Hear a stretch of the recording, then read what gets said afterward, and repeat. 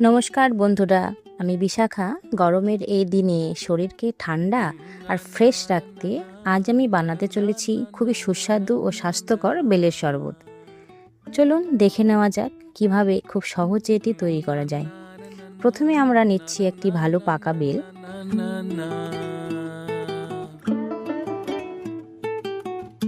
এখন এটাকে হালকা করে ভেঙে নিচ্ছি। আপনারা চাইলে হাতুড়ি বা ভারী কিছু দিয়ে ভাঙতে পারেন।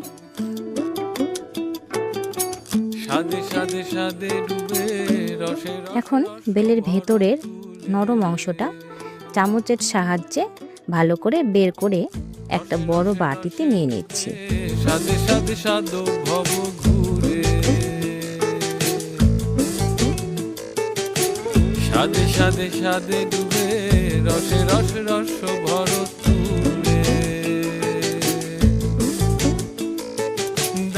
এর মধ্যে দিচ্ছি প্রায় 2 থেকে 3 কাপ ঠান্ডা জল।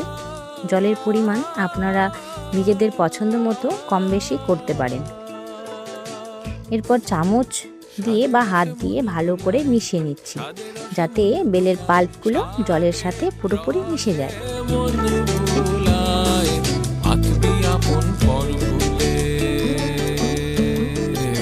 এখন একটা ছাঁকনি ব্যবহার করে মিশ্রণটি ছেঁকে নিচ্ছি। এতে বীজ আর শক্ত আঁশ আলাদা হয়ে যাবে আর শরবতটা হবে একদম মসৃণ।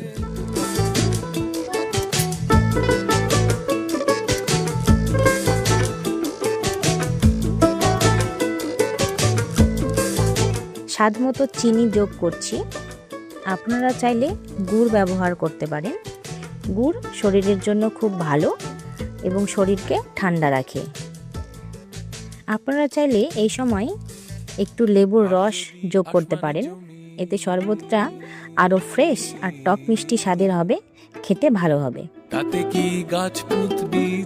এখন পরিবেশনের জন্য একটা গ্লাসে ঢেলে নিচ্ছি। আর ডেকোরেশনের জন্য এটিতে গ্লাসের উপরে একটু লেবু ঘষে এতে বিট লবণ মিশিয়ে নিয়েছি। এরপর এতে কয়েকটা বরফ কিউব দিচ্ছি, যাতে এটি আরও ঠান্ডা আর রিফ্রেশিং লাগে।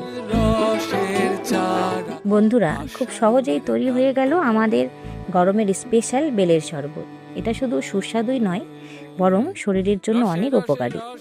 আপনারা অবশ্যই একবার ট্রাই করবেন আর আমাকে অবশ্যই জানাবেন। ভিডিওটি ভালো লাগলে লাইক দিন, শেয়ার করুন আর এমন আরও অনেক রেসিপি পেতে আমার চ্যানেলটি সাবস্ক্রাইব করতে ভুলবেন না।